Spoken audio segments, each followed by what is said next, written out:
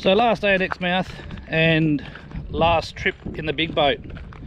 I've sold it, so it goes, when we get back, it goes to its new owner, and yeah, onto another project. But a bit of a weird feeling knowing that this is the last trip in the big boat.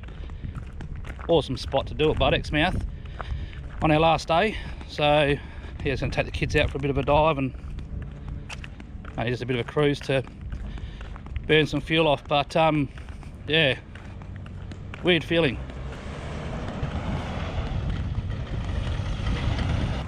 Macca's got his jet ski, Macca and Corey.